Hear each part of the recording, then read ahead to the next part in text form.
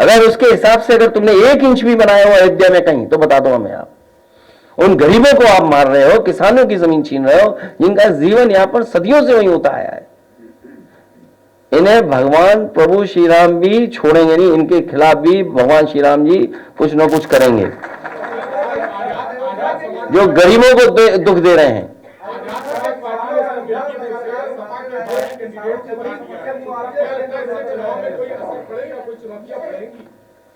देखिए, समाजवादी पार्टी का प्रत्याशी पीडीए परिवार का है, वो लड़ने जा रहा है, वो मुकाबला कर रहा है। पिछले कई दिनों से काम हो रहा है हमारा, ऐतिहासिक जीत होने जा रही है। बस हमारा आपसे निवेदन है, हमारे समीकरण की आप चर्चा करते हो कई बार, हमें चैनल पर डर लगने लगता है। हमारे ही रास्ते पर भारतीय जनता पार्टी चलेगी, उस पर दूसरा कोई रास्ता नहीं है। जब भी उन्हें विकास के रास्ते पे चलना पड़ेगा तो हमारे ही रास्ते पर, ये पीडीए के रास्ते पर है। और देखिए पीडीए का कमाल क्या हुआ, कुंभ के मेले में हर खंबे पे पीडीए पीडीए लिख गया। आप पता करिए, आप जानते होंगे,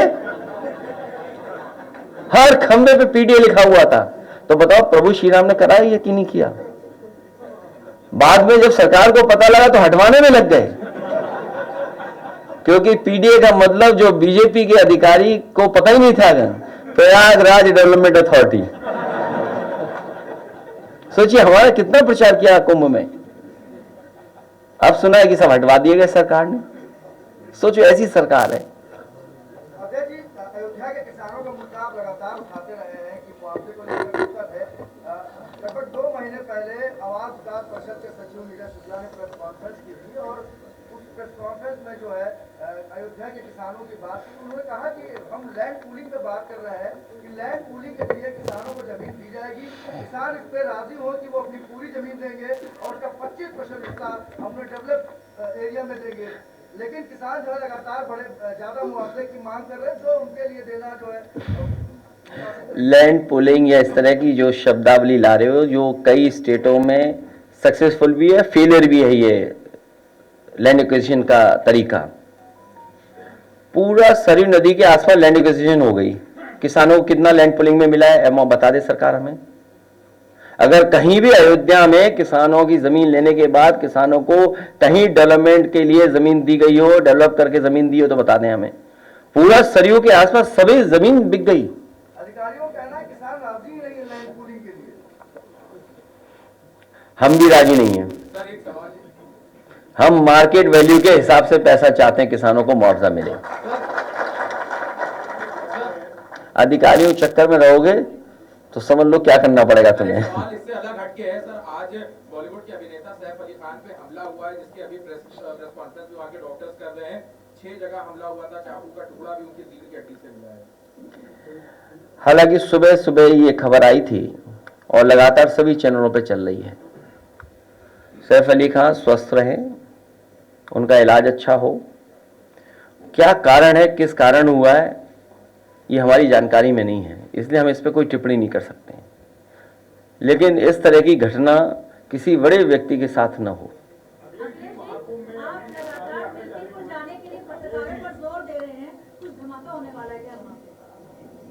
नहीं, हम तो चाहते हैं कि फेयर इलेक्शन हो, इसलिए आपको भेज रहे हैं।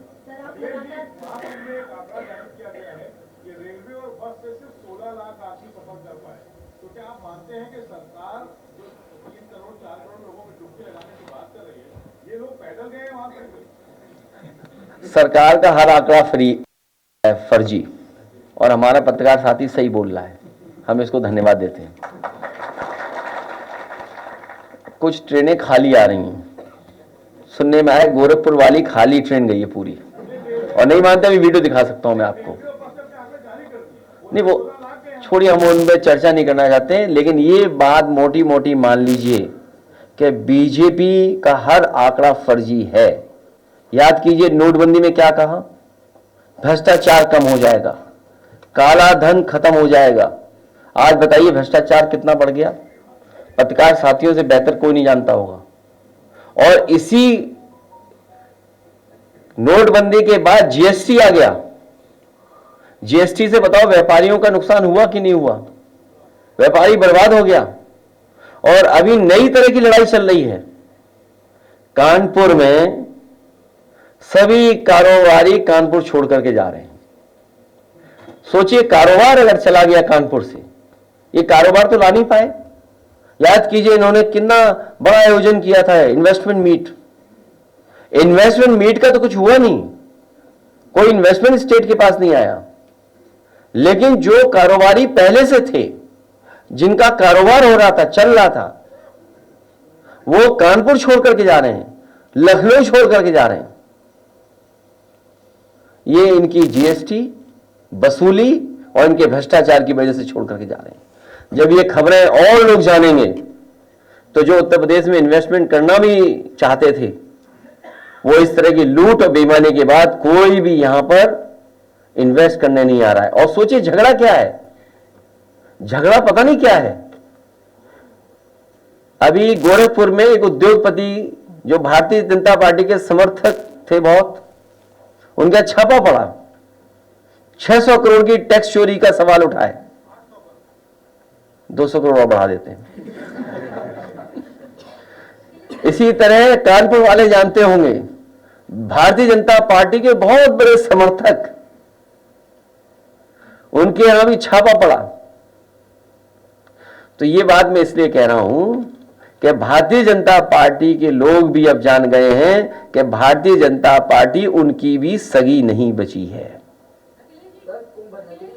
भाजपा नेता को पुलिस ने पीट कर बेहोश कर दिया। वो मैंने ट्वीट कर दिया, वो एसटीएफ का सवाल है।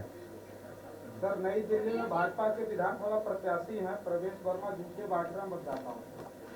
मैं कुछ नहीं कहूंगा उस पर। में है 6 मंत्रियों के साथ बीजेपी के। बाकी क्यों छोड़ गए, इन्हें भी ले जाओ।